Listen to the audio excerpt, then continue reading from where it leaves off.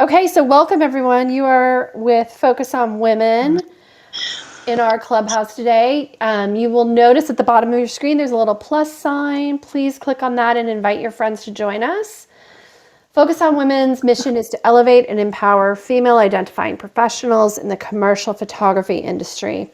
From producers, creative directors, and photographers to agents, stylists, hair and makeup artists, and more, we want women to have a seat at the table. Please make sure you visit focusonwomen.org. You can see there's now a place to become a member. You can check out, we have an upcoming happy hour in January. So go to the events page to do that.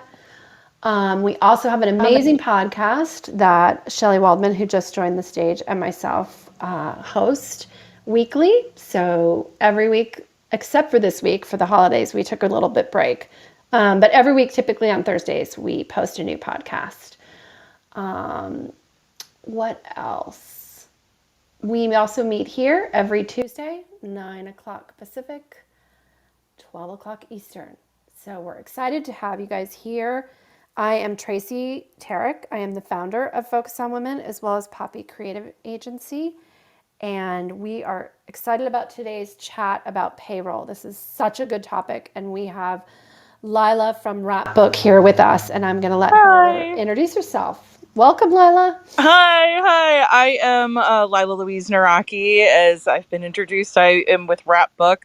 We provide entertainment payroll services to a wide range of clients, from photographers to filmmakers to agents and otherwise, in a really simple, easy to use, straightforward digital platform. So you can pretty much do everything on the go, which is nice. I have been in the payroll industry for now almost 8 years. Before that, I actually did photography. So I have a lot of passion for this topic.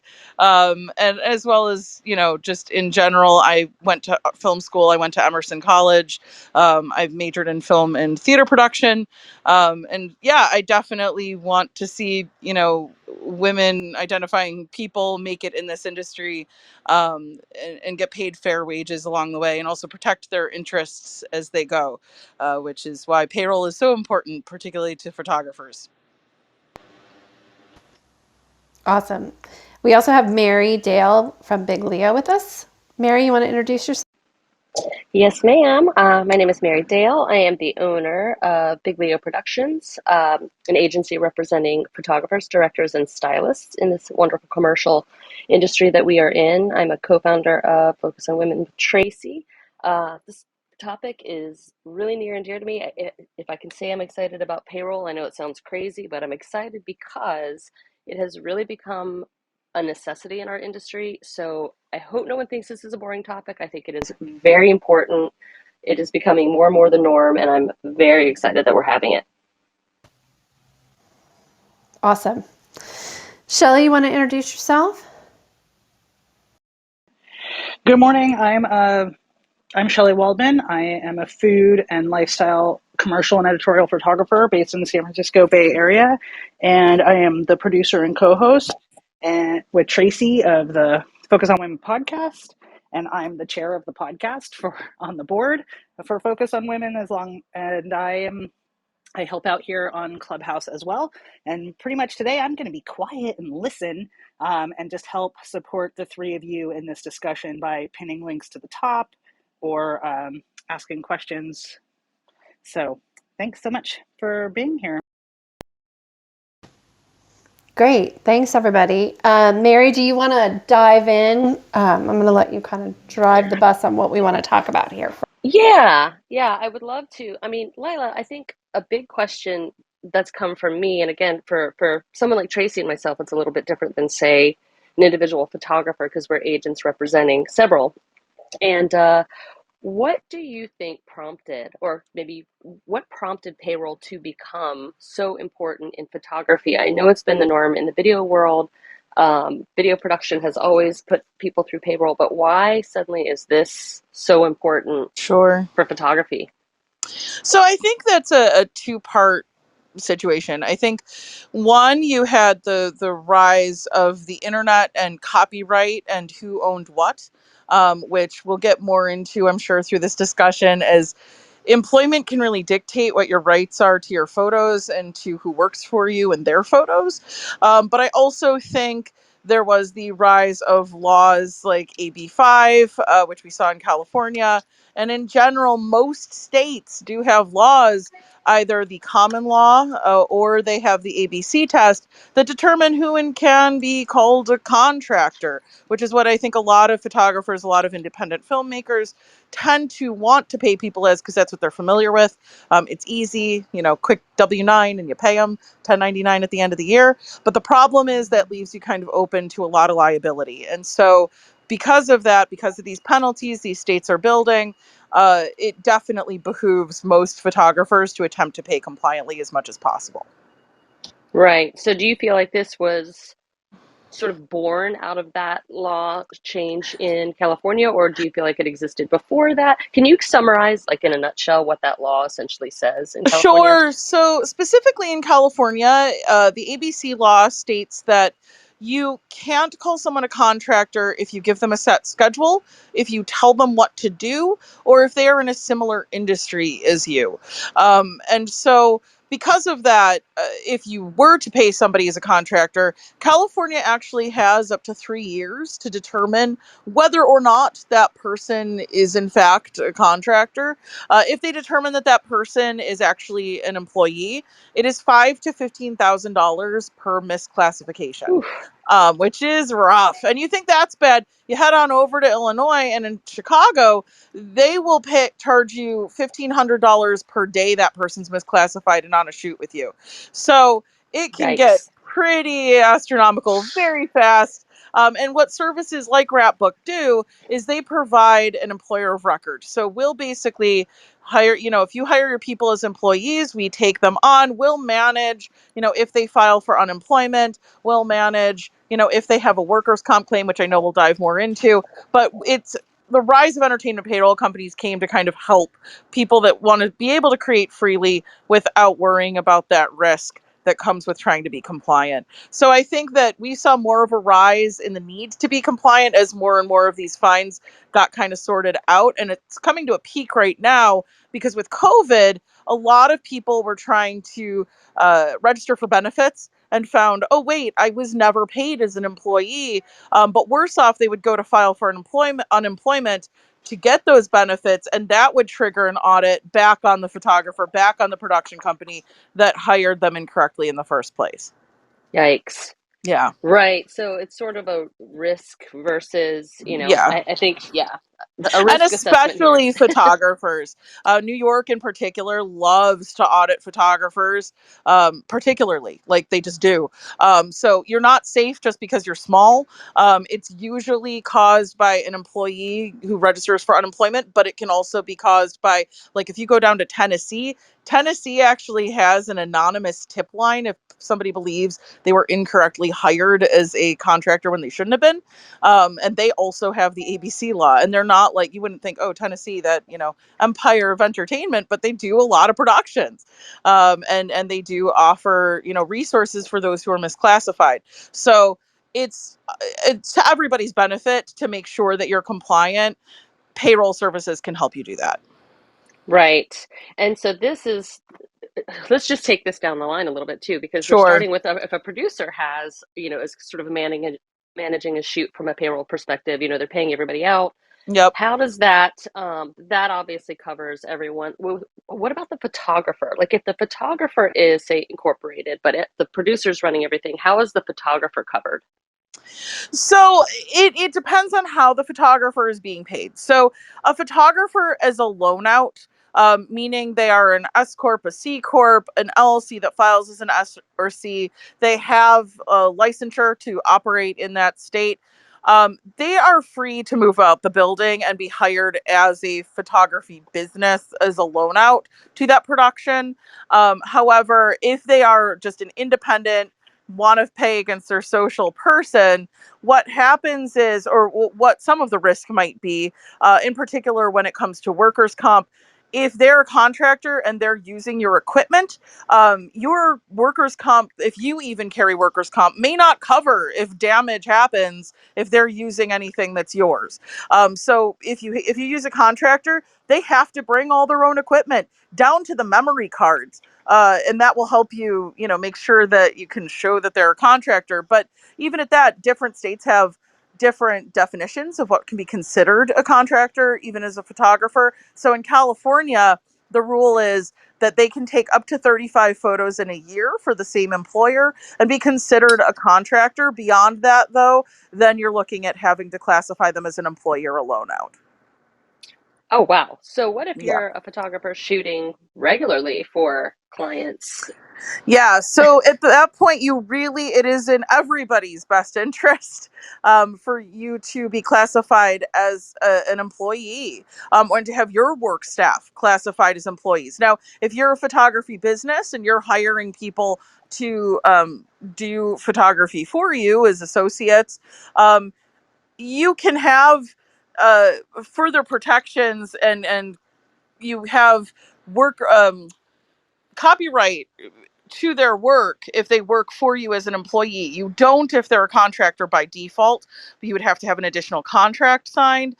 With an employee, it's considered work done for hire. So you hold that copyright, and or your business is considered, quote, the author for an extended period of time, which you can decide upon with that photographer if you want to release rights to your portfolio. But it's always beneficial to have them be your employee for the sake of workers' comp and protecting your goods, protecting your things, and also for that copyright piece, which is super important to photographers. Right. So, in essence, for photographers, and I'm going to say stylists as well, it behooves them to be sort of incorporated, to have an Oh, appropriate business absolutely. structure. Absolutely, especially since you're going to want to invest in your own business. And you're going to get more of a tax benefit being incorporated than if you are not. So, being able to claim your business expenses, being able to reinvest in yourself and grow yourself, the benefit comes with incorporation and licensure.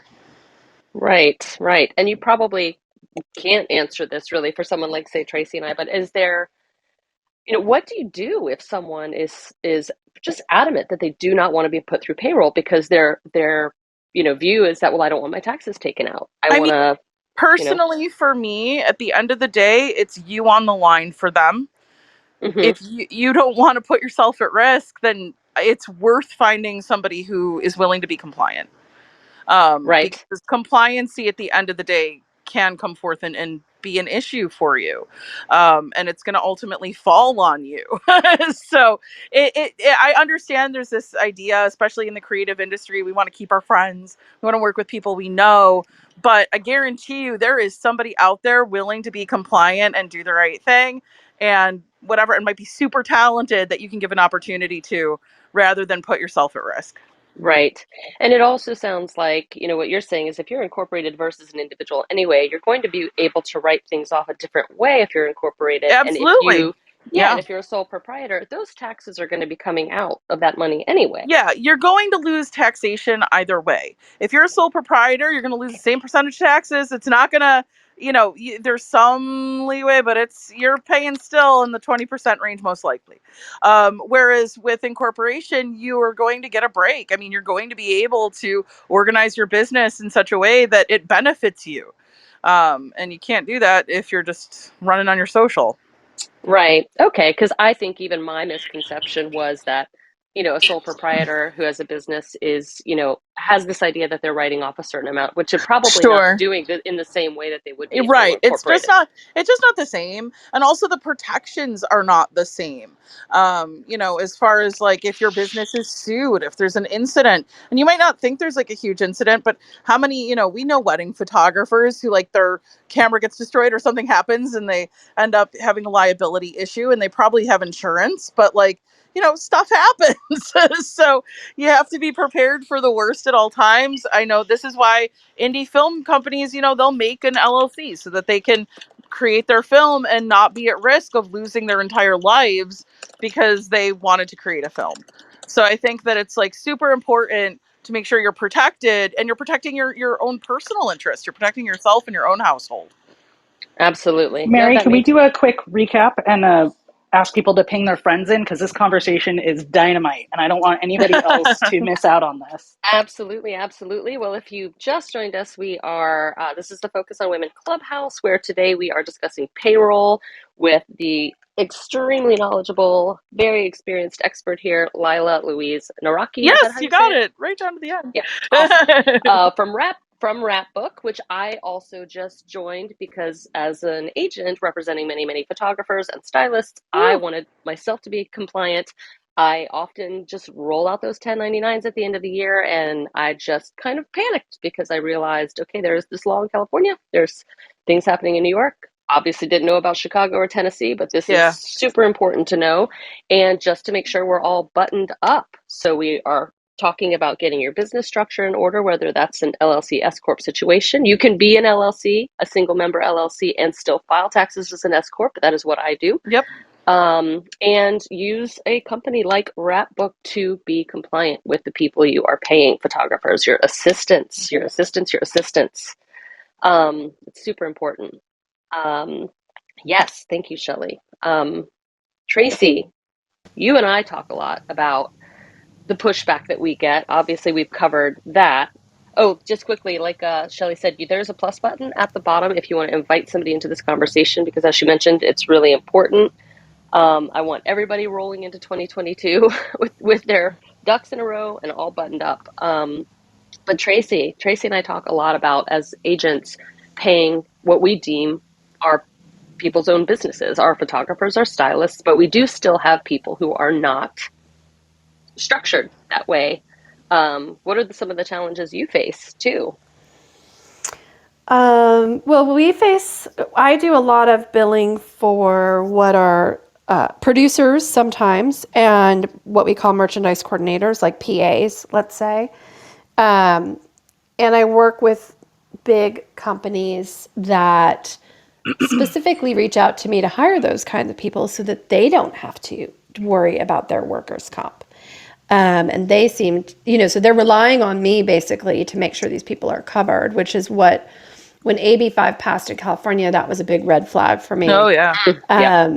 That I could no longer 1099 those type of workers. And I will say at first it was a challenge, and I went to the big company and said, look, these people should be payrolled, and I can't take on that expense without charging you for it. Right. And their response was, oh, well, that's the cost of doing your business, was their original response to it.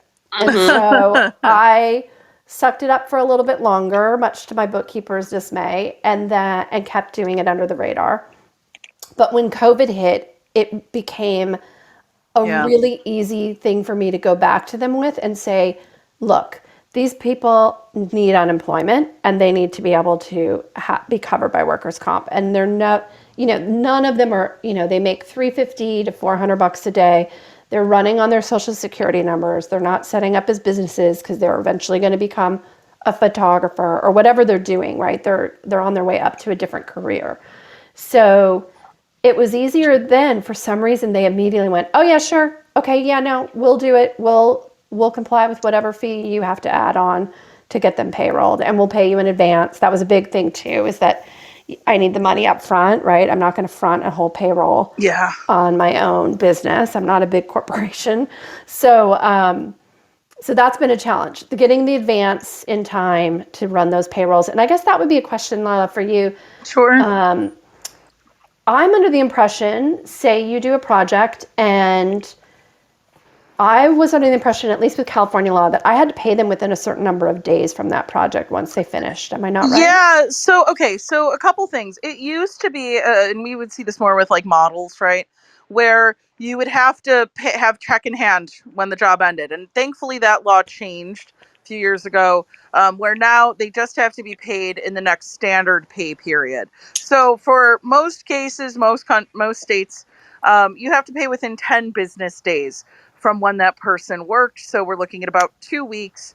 after when that person worked is when you should be paying them. And at least what that means is, sending the check out. Why Wrapbook really works for a lot of people is because we don't have standard increments in terms of when you need to run things. Like a lot of payroll companies will be like, oh, you have to have it on Tuesday. If you don't have it on Tuesday, nope, you're not getting run until next week. With Wrapbook, because you're controlling everything yourself, you can run it right then and there. The moment you're like, oh, the job's done, let's get this over with if you have the funds. Or you can at least get your payroll set up, know how much you need to bill your client in order to fund that payroll without actually running it. So it puts it all in your hands, so you're in control, so you can make sure that you're paying people when you need to compliantly for the state that you're in.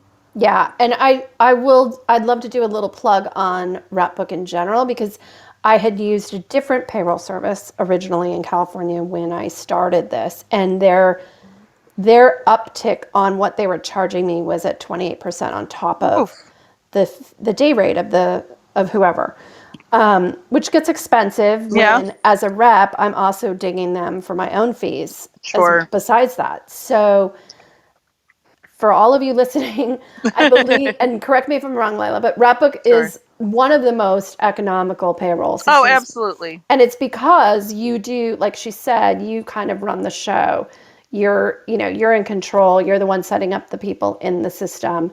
Yeah. And then you're the one hitting the pay button once it's Yep. all Yeah. wrapped. Well, the beauty is, and I will tell you, administration and paperwork is the bane of my existence. And I will say, Wrapbook has truly streamlined all this stuff for me. And when you onboard people, the beauty is you're literally sending them an email, and they are doing everything themselves. They are onboarding themselves. They're turning in the paperwork you request themselves. It's brilliant, and it's just saved so much time on our part, and just the compliance alone, the liability issue is outstanding. Right. I mean, And I being think, covered is outstanding. Lila, am I right? It's a 19%? Yeah, so in California, you're looking at a 19.23% for non-union. For most states, it ranges between 15 and 20%, roughly. We're about as low as you go in terms of processing. We have no per payroll fee, no per person fee.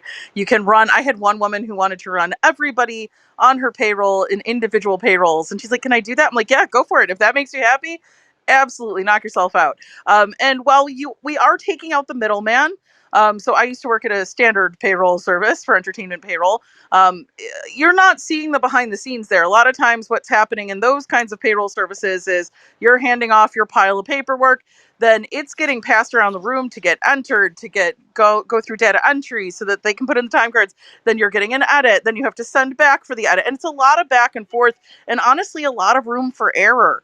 And what we tried to do is actually reduce the error by limiting the amount of passes back and forth and paperwork. You are not flying blind. I would be helping you if you came over here. So would other people. We're very responsive to trying to make sure that you're comfortable before you're flying solo. So the benefit of a service like Wrapbook is it helps you pay people on time on your own schedule. And we know that sometimes you're dealing with clients who aren't paying you super on time. So we understand that, and we're compassionate towards that and trying to help you do best for your business. Amazing. No, it's amazing. And I think that one of the reasons I found this to be so important is I think workers' comp is one of those insurances that it's just forgotten. We all do Oh liability yeah. insurance. And I feel like, especially when we do big ad jobs, those Yeah. advertising agencies come to the table and they're like, hey, we're covering all the insurance. They send you their package. That's the one line item that you're putting into your estimate, right? Oh, the insurance. And you're like, oh, shoot, the agency's covering it. Well, that's great. But they're like, but not workers' comp. Yep. And then you're just Yep. standing there like, what do I do now? And yeah. Yeah, and so the benefit of using a payroll service such as Wrapbook is that we are providing that workers' comp piece, and crazy things happen on set. You might have 60 shoots in a row that go perfect and everybody's fine, and then you're going to have the one, and this actually happened, a kid looked up at a sandbag that was holding a scrim and got a grain of sand into their eye and had to be rushed to the ER to be treated, and that was a workers' comp case. So, things crazier than that can happen. And it's better to be covered and have your raincoat and it doesn't rain. And so that's what we try to help you do. We also sell insurance, by the way, if you aren't in need of payroll. We also do sell production insurance that can have a workers' comp rider if you want to add that onto your production policy. And then that would cover anybody who's on set who's doing work for you, including, say, volunteers, for example, if mom comes and holds a scrim for you or something. That's how you can get covered for that as well. So workers' comp is an extremely important piece, to payroll. It helps show that you're doing right by your employees in case there's ever an audit. It's just an important thing to have that not enough people are aware of. Agreed. I agree. It's interesting. I do want to open this up for questions because I'm sure people have lots and lots of questions. But quickly, actually, just talked to one of my photographers, veteran photographer, who said even his own accountant told him many years in a row that you keep paying your assistants like this, you are just opening yourself Yep. up for Yep. a world of hurt here. So I'm trying to get everybody buttoned up, including people on my very own roster. So yeah, I think it would be a good time to open this up to see if anybody has any questions. It's a big topic, And now's the time. and We're going into 2022. Get your house in order for 2022. yeah, Make it the year of doing things compliantly so you're not at yeah. risk and you can relax and just be creative. And that's why I wanted this to be the last clubhouse of the year because like we're going into a new year, just time to get it all buttoned up. Awesome. All right. Does anybody have any questions for Lila? Would I be able to even see how to do this? Yeah, I mean, if somebody raises their hand, it pops up at the bottom, and then you Okay. can. Yeah. Anyone, Yeah, anyone, I got you, Oh, Mary, in case somebody raises their hand. we I got got you. a hand Okay, cool. raise. Oh, we do. Okay.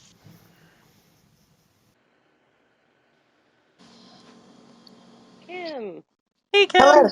Hi there. How's it going? Good. How are you? Good. My question was like, where do you find all this information about these laws for classification with each state? Um, Sure. and then So, also, yep. secondary question is it based on the state that like you physically did the work in, or is it based on the state that the person who, like, I guess, contracted you Good in? question. Yeah. Yeah, it's the laws will always be governed by the state where you're doing the work.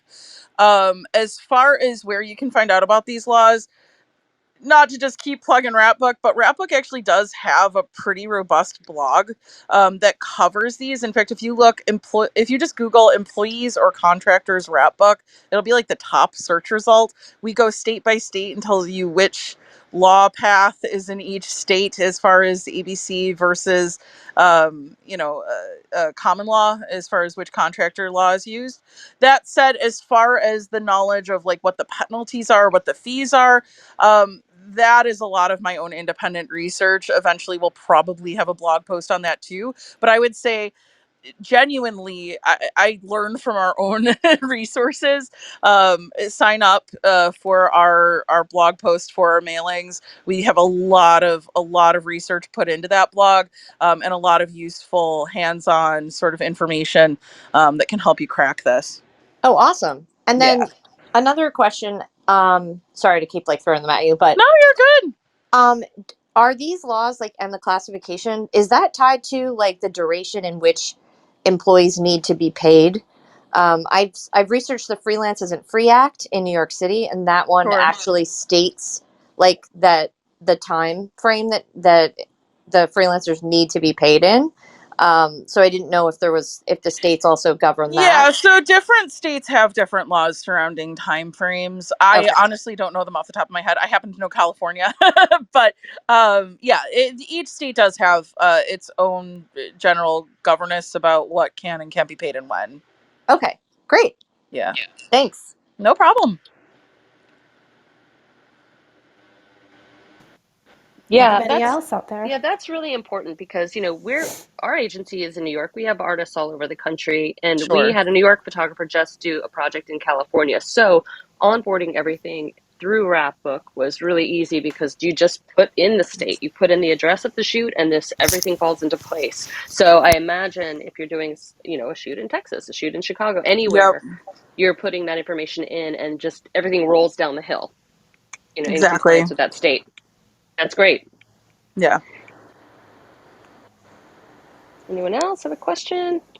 It's a big topic.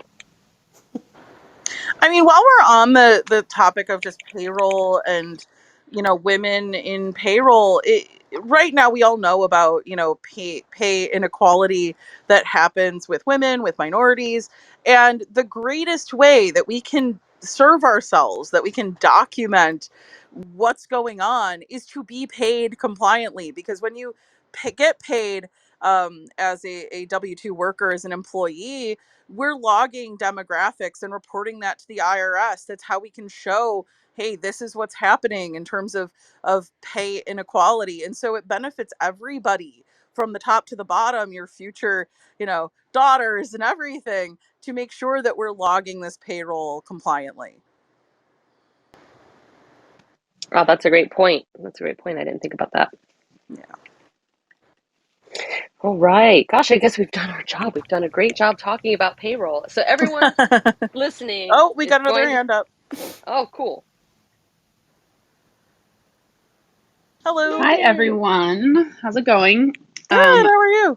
Good. I just wanted to thank you guys for this topic because, yes, like everyone's been saying, it can be confusing and there's so much going on. Yeah.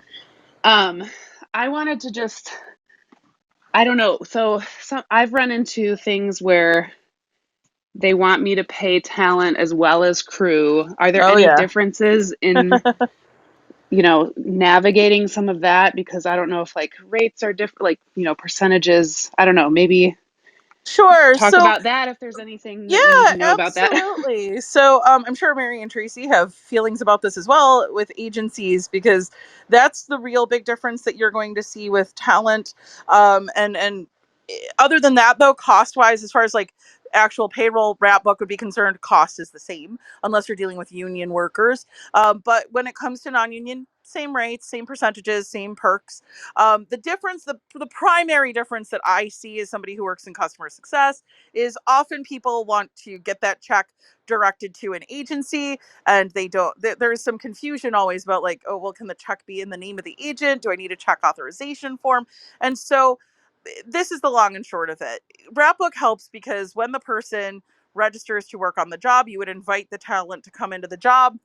The agent can then take over and fill out the stuff for that talent, but they can send their payment directly to their agent, so their agent is able to get their cut. So the check can be written however it needs to be written. Very often you'll find you'll collect what's called a check authorization form. And I'm going to say, by and large, never cut a check for somebody else for a talent without that check authorization form. That protects everybody. It shows that you're doing the proper paper trail of paying somebody from start to finish. So get that check authorization form, make sure the check is going where it's supposed to go. Other than that, it's pretty much the same. And the rules do apply in the same way. And that if you're telling somebody what to do, if you're giving them a set schedule, most likely an employee, but loan outs are also cool. They're safe. If that, often you'll see talent that's also incorporated. So you can hire them as what's called a loan out. And that is a reduced rate often with processing, because neither of you are paying taxes up front. Great. Thank you so No problem. Lila, will you quickly tell us the difference between like the three? Obviously, we know what an employee is. An employee is going through as someone that's hired under you, getting all the payroll taken out. What is the difference Sure. between, say, a contractor and a So a contractor is what we call an independent contractor, and frequently people would conflate them with loan out, but they're two different things. So a contractor is an independent contractor. They run against their social. Those are going to be people who are on what's called a W-9. You're going to 1099 them at the end of the year. They're not going to be taxed. You're not paying taxes on them. The benefit being very cheap to run. However, downside being, that's what we're talking about when we're talking about these AB5 laws, when we're talking about common law. That is what is surrounding the contractor agreement.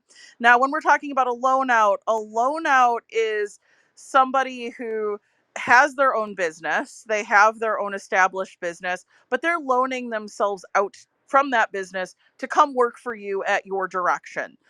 So this is going to be somebody who, like, I always use their example of, it's the difference between hiring Gordon Ramsay to cook food on your set at your just direction, and hiring Gordon Ramsay's restaurant to come cater your whole event. If you're hiring the catering, then it's probably a vendor. But if you're hiring Gordon Ramsay at your direction to come cook something, he's probably a loan out. And so a loan out, again, affords you, at least at Wrapbook, we provide workers' comp if they're run as a worker as a loan out. We also act as the employer of record for those folks. And for all of these guys, whether it is somebody who is a loan out or a contractor or an employee, we also handle all the end of year tax paperwork that you don't have to deal with. And there's no extra charge for that. We just go ahead and we take care of that for you. So, yeah, there's differences. Loan outs are a little bit more protected than contractors, because what you have to understand is a lot of the like AB5 law, one of the biggest proponents of that are the unions like SAG-AFTRA, for example, and they're going to protect their actors, a lot of who have loan outs. So loan outs, safe bet. They can still kind of get that benefit of having a business, as we talked about before, tax benefit and whatnot. Contractors do not have that. They're going to have to settle up at the end of the year with their IRS taxes, and they're going to go after you if you don't pay them. And then employees, we're taking those taxes out up front. Hopefully that answered Gotcha. that. Yeah, thank you. Thank you for that. No I had problem. that. I asked because I had that confusion myself running payroll again for one of my photographers Sure. who is incorporated in the whole nine. And I was like, is she a loan out, a contractor? And a digital tech, actually, who I thought was a contractor. And I got a warning from one of your team members who was like, Yeah. I wouldn't do Yeah. that. So you will get guidance from the wonderful team at Yeah, Wrapbook we as do what well. we can to try to help you. And it looks like we have a question from Yep. Michelle. Hi. Hey. Thank you so much for this talk. I just wanted to clarify. So, like, as a photographer, clients will be like, here, we're just going to give you $5,000 for the shoot, and you, from that, pay the makeup artist that you bring on and the stylist. Is that like a loan out from my end, or how does that work? So if it's kind of all right. So the transaction between you getting hired by them is a separate transaction from you hiring people. And this is actually, we'll see this very often in Wrapbook, where somebody will have a production and they hire somebody as a loan out. And then that loan out will actually create their own business in Wrapbook so that they can pay their people. Because basically you want to protect people on your set and they want to protect their set with you. So the responsibility usually ends up lying with whoever is doing the paying out. So in the case of you paying out your people, yeah, you're gonna probably have an arrangement where you have to provide your own payroll services. And in that chance, I would go with a payroll service to help you with that. Other than that, if they're paying you, that's your relationship with them, and they should have you either on a payroll or paying you as a loan out if you're incorporated. Does that make sense, Michelle? Yeah, thank you. No problem. Well, And it really does. I mean, Mary brought this up before. It really, a lot of it comes down to workers' comp and liability, but it also, for specifically photographers, comes down to copyright and comes down to making sure, like for example, if you're a photographer who hires somebody as a contractor to go shoot a wedding, for example, you cannot have a non-compete clause with a contractor. You can with an employee. So if you want to tell your employee, hey, by the way, you can't shoot in this area, in 4 miles for so long after working together, you can do that if they're your employee. But if they're your contractor, they can take on their own jobs, while they're with you, unless you have, a NDA or whatever within your agreement. But you cannot tell them they can't shoot in your vicinity. So you kind of create your own problem by not hiring them as an employee. Okay, quick question, follow up on what you just said. So I did have that experience where I brought somebody on to assist me at a wedding, Yep. and I just paid her on Venmo from what I got paid Oof. from the client, Yeah. which is what I normally do. Yeah. No, I Um, know. so I should be like treating her as an employee, even though it's the one time. So Is if that it's correct? just the one time and she's allowed to say no, um, she has to be able to say no, and she has to be, the issue is you have to make sure that you have like contracts in order, because property ownership belongs to the person who takes the photos if they're a contractor, unless you have them sign a contract releasing those photos to you. And then there's also the debate about like, well, you can't really ask them to not put them in their portfolio immediately, unless you are having them on as an employee. So you can probably call them a contractor, but do you want to is really the further question there. Got you. Okay. Thank you. No problem. Well, and I think another pain point that I can address, because Michelle said, if someone's paying you $5,000, are you then taking those fees from that? And we do often in our industry deal with kind of like these flat budgets where someone Yeah. comes to you and says, and I think the issue that some of us have, even to Traci's point about not charging for this before, and now this is starting to become the norm, something you're building into your estimates as a line item where it's like payroll fees for unincorporated crew. And that's how I state it on Yeah. mine. It's something I think we kind of all have to push for, because it is becoming necessary in the norm. And a lot of times the clients are asking us for our COI, for a certificate of insurance, Yep. showing that we have workers' comp coverage. So I think we do have to try to push back to get it covered on our estimates. And I Can I think ask a a lot of, oh yeah, yeah, go on. I just wanted to, for those that are just kind of getting into this mindset of, oh, we have to pay contractors or we have to pay second shooters, can we talk about the simplicity that goes with doing payroll? Like Traci, I just did my first payroll job through you for a shoot that I did. And, we were working on crew. And then one person after the fact that we ran payroll was like, oh, they actually need to go through payroll. They're not going through the client now. But, I used to work on the wedding side too and have to pay a second shooter or an assistant. And I just want to talk about that, this is really you've made it, Wrapbook makes it really simple to do this type of stuff. Yeah, absolutely. Absolutely. And it keeps your, we're keeping track of your budget. We're keeping track of things for you. And we grow with our clients. If there's something you're like, hey, I really need this, we're the kind of approachable company where we're like, okay, yeah, that's a good idea. And we'll start to try to build it out. And so we're working on features based on that. And so much of our product comes from the fact that we were founded and developed by creative people. Like, we've been in your shoes. We're not just finance people. We're people who've worked on production. We've worked in film. We've worked in photography. And we just want this to be easy and painless.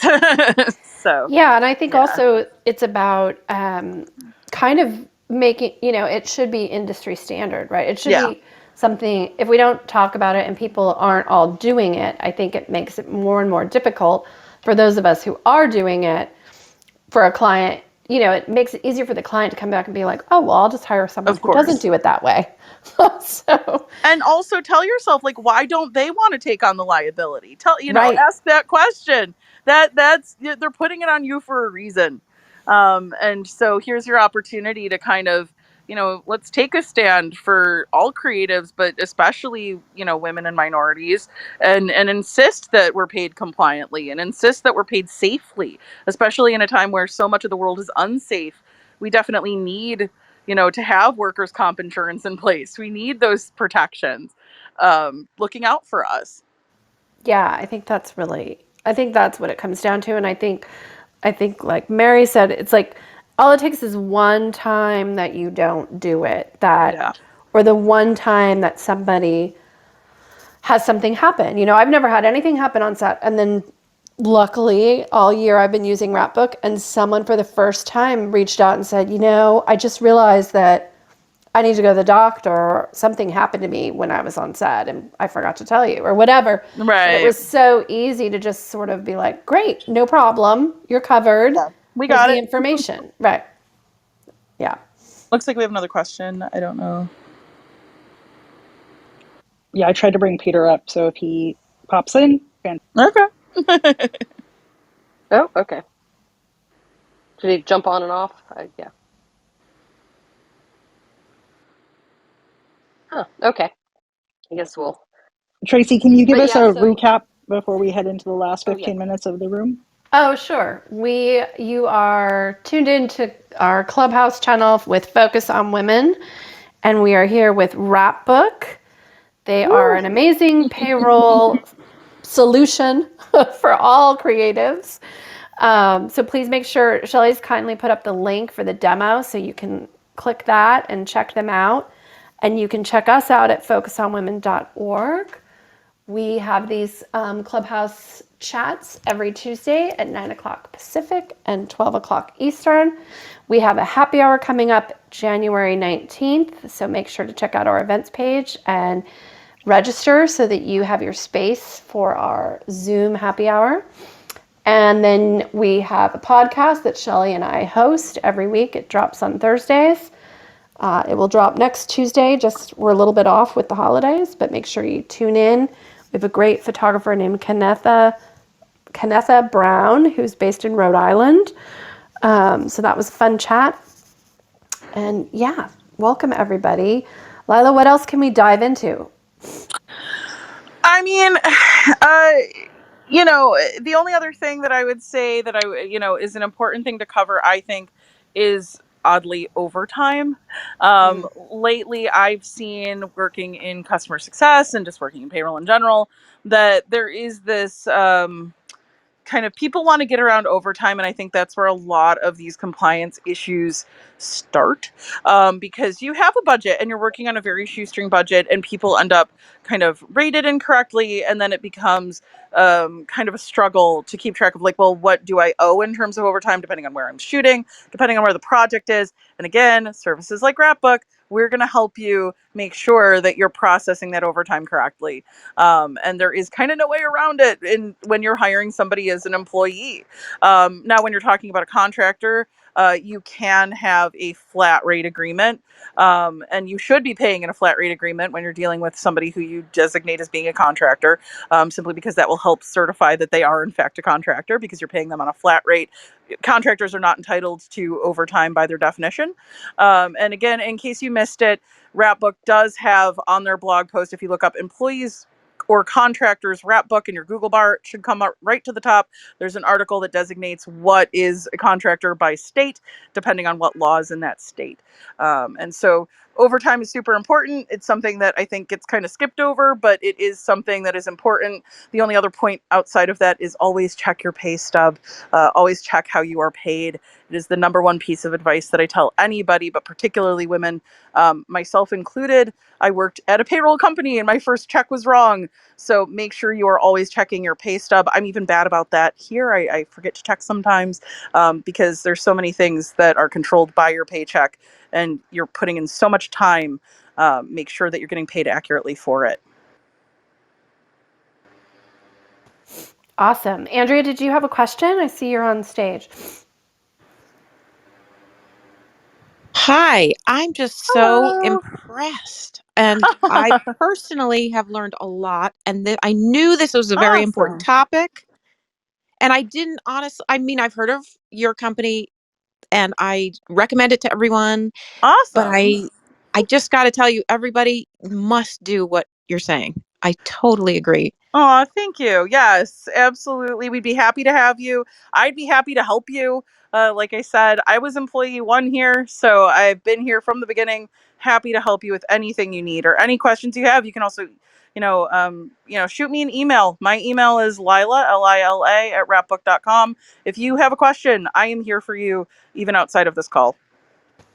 Yeah, it's really good to have a person to talk Yeah. to, because this is a confusing, and with all these new changes happening Yes. For constantly, it's sure. great to have you. So thank you, Focus on Women, for doing this.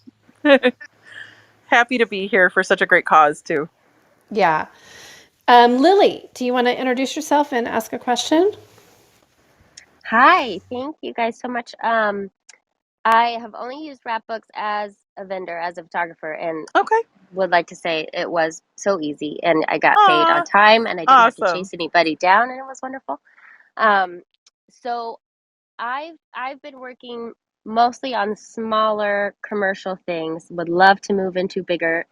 That's the goal for next Sure. year, but I'm trying to figure out logistically if anybody could talk to when the producer handles payroll versus the photographer. Is that a case by case, or kind of who gets brought on first? In my Would appreciate experience, anybody's. yeah, that's definitely case by case from the payroll perspective. Like from what we see, there's a wide range, and it really comes down to. I mean, I've even seen, this isn't photographers, but I've seen actors back their own SAG projects just so they can pay themselves as SAG compliantly. But yeah, it really comes down to your arrangement, your agreement, what you think is fair, what you want to shoulder the burden of, which is why there is this debate often when you're asked to run payroll, who takes the responsibility. And I think that like Wrapbook kind of takes some of the pain out of that decision. Yeah, that's helpful. Thank you. Yeah, no problem. Is there a time where someone is not payrolled? If the photographer is taking on the burden, does the photographer not go through payroll, or vice versa to Lily's question? Like if the producer is doing payroll, does the producer not go through payroll?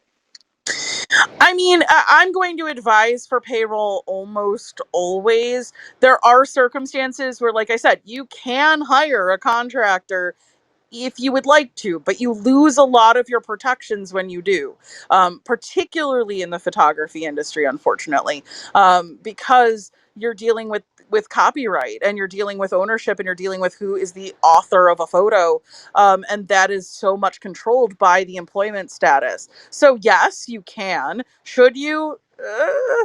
I mean, I wouldn't, especially if you're trying to establish yourself in this industry as being compliant, as being safe, having your workers' comp in order, and also not having to deal with, unemployment yourself. Sometimes people will be like, oh, well, I'll pay employees myself. I can do it myself. There are some services out there that will kind of help you with payroll, but it's usually not angled towards creative industries. Whereas a creative payroll house like Wrapbook, we're geared towards your specific situation and needs. And so we're not used to the 9 to 5ers, the lifers, the desk job crowd. So I think that like it benefits you to have that, like, I'm compliant. This is my payroll service. You're protected by workers' comp. Here's where you can file unemployment. You're safe. You're compliant. You're ready to go. And then you can set up those agreements. And those agreements are a little bit easier because you're going through payroll, because they're employees, versus if you're a contractor, then you have to get a lot of like, NDA and non-competition clauses and all that you wouldn't have to if they're an employee and they're doing work for hire.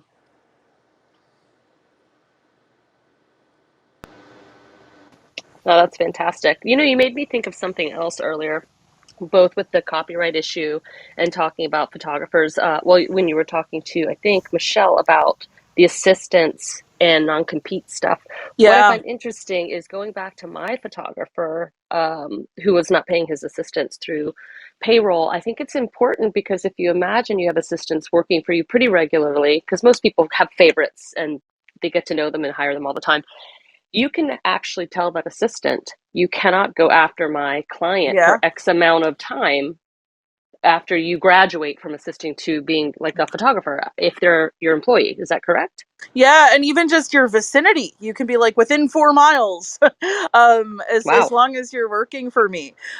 So you can do that with an employee. You are not allowed to do that with a contractor. Contractors have to be free to move about the cabin. They have to be free to say no to things. Like if you hire somebody as a contractor, they have to have the right to be like, no, I can't do that job. So like Right. with an employee, you get the like ownership detail. You get the ability to control your surroundings, to control who's in your bubble, a lot more safely than you can with Right. somebody who's a contractor.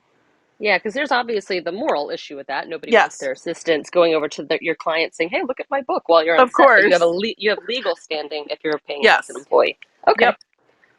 Absolutely. great. Anyone else have any questions? This has been such a great chat. Makes me happy. Yeah, it was fun. Yeah, I think there's so many. I think it brings up a lot of different things for different people, right? And this is the time to sort of put everything in order. It's the new year. It's a great time to have a new policy with all of your clients this year about being payrolled. Yeah, And yeah, we and have to I be do. united. Like if we all Yeah, do it together, it makes it better for everybody. If you're the one person who's kind of taking jobs and putting yourself at risk, it makes other competition, other people who are trying to get the job done compliantly have to suffer. So if we can all approach this with a united front, it's better for everybody. Agreed. And I do agree on the timing. Like, we're going into a new year. It is a good time to put those contracts forward, or kind of your, your rules of engagement. Like, hey, this is Yep, our company policy. absolutely. Awesome. That is great. Trying to think if I have a quick Andrea. question. Yeah. Sure. Lila, is this different with a second shooter? Does this help? It's kind of a confusing issue when we hire a second photographer Sure. and the usage rights. Does this help? Is this something? Yeah, it does. It's always going to help, because like I said, it comes down to workers' comp and equipment insurance and things like that. You benefit from them being your employee that you don't in ways that when they're a contractor. When they're like, contractor really should be used for like the one-off specialist that you have come to like do something. I always, when I'm talking to film people, I'm like, you hire a plumber to come fix the water in the house where you're going to be shooting at. Of course they can be a contractor. You're not going to tell them how to do their job. They're not at all related to you in any capacity, in any way. They're not doing what you're doing. You're going to just let them do their thing to help you do your thing. You guys are separate. When you're dealing with somebody who's in your industry and they're going to be using the same equipment, things like that, you're always benefiting from being protected by using that, employee or loan out coverage. Does it protect over the usage rights as well? I mean, yes, if they're an employee, you have the ability to be like, that is work for hire. That is work that you did while you were, working for me under my umbrella. Whereas if they are a contractor, it becomes a, legal battle, fine tuning contracts. You have to like, you don't really have authority to tell them they can't use their photos in their portfolio, things like that. Whereas if they're working for your business, if they're doing things for you, that goes into your book, into your profile, into your work, as something that was part of your collaborative project, if they're working for you as an employee. Wow. So we don't have to have a separate contract for that? Does I'm always going to recommend having an additional Mhm. protection in paperwork, and start work is something that Wrapbook has. We have the ability to add those right in your hiring packet so that when you hire people, they just have to type out their name, boom, done, and they are signed off on whatever agreements you want to add. So I would always recommend a secondary agreement, but just keep in mind when you're making agreements to anybody on this call, not just specifically for this question, you cannot have somebody sign away a right that they cannot give away, which we often see when people are trying to hire people as contractors who shouldn't be. They cannot sign away certain things. Just like in the case of competition clauses, you can't have somebody who's a contractor say that they won't work in your area, but you can do that with an employee. So there are things that you can and can't agree to. But in the case of copyright, I'm always going to recommend be cautious, be on the cautious side, and make sure that we're having an agreement for that too. Wow, this is so helpful. Thank you, thank you, thank you. No Yeah, problem. that's a great question, Andrea. I mean, that makes me feel like that's something all photographers should know. Yeah. Great way to Yeah. protect your. Yeah, we're dealing with that right now with a photographer. Same, actually photographer with the assistants. The second shooter issue, which is, yeah, who Exactly. has the copyright? They're capturing. So this is a really good argument for, hey, this is why you need to pay that person as an employee. Exactly. Because then they're working for you and it's work Yeah, done for hire. So, yeah. I just absolutely. want to point out that the link up top, if anyone's interested in Wrapbook, is to get directly connected with Lila and her team at Wrapbook. So you can tap on that. It will take you right over to learn more about it, or you can go to wrapbook.com/video dash demo to see how Wrapbook works, which was the link that was up there before. But Lila, your colleague, has asked me to change it to the contact link. And if you need help getting up and running, like we're so fast, I can probably get you up and running today. If you wanted to get started with us, and start getting established, we can get you somebody to talk to. If you want to talk to a salesperson, if you want to talk to myself, we can get you up and rolling. You could process payroll by the end of today. Yeah, I just wanted to say I'm Elliot. I'm the events manager at Wrapbook, and please do click on this link, reach out to us. Only friendly voices you'll hear and faces eventually, hopefully. But we're really here to help and make payroll the easiest we can make it. Yeah, and Yeah, like I said we before, appreciate you can reach out to me directly, Lila Lila at wrapbook.com if you want to get set up, if you want to talk about things, be friends. More than happy to have you in my inbox. Just talk to me. Amazing. Yeah, I think I even see Quinn's friendly face in the video tutorial that was Yep. linked before. So everyone is super friendly with Wrapbook. We try. That's great. Well, it is the end of our time here. I'm so grateful for having you come, Lila. I think it was a great discussion, and we really appreciate what you guys are doing for our industry. And we hope that everyone who tuned in learned something new and will think about signing up with Wrapbook. Yeah, for sure. So and good luck on all your creative projects. I'm excited to see all of them. That's great. Thanks, Mary, for co-hosting with me. Absolutely. And Shelly and all the other ladies who were here and on stage with us. Thanks for your questions. Don't forget, we're here every Tuesday at 9 a.m. Pacific, 12 o'clock Eastern. Except next week? Are we here next week? Or are we off next week? That's a good question. I think we're off next week. Shelly, do you know? Nope. None of us know. I think we did decide to take next week off so that we could all enjoy the holiday, but we are back, I think, January 4th, if I'm not mistaken. Yeah, I think so too. So definitely stay tuned. We'll, if you sign up for our newsletter, you'll get notified every Monday of what's on board for the Tuesday Clubhouse. We are at focusonwomen.org. Make sure to check out our podcast on iTunes and Spotify, as well as on our website. And like I said, don't forget there's a happy hour in January 19th, 4 o'clock Pacific, 7 o'clock Eastern. So I hope everybody has a great holiday and a happy new year, and we will see you all in January. Happy holidays. Yay, Thanks, Lila. happy holidays, everyone. Thank you. Bye.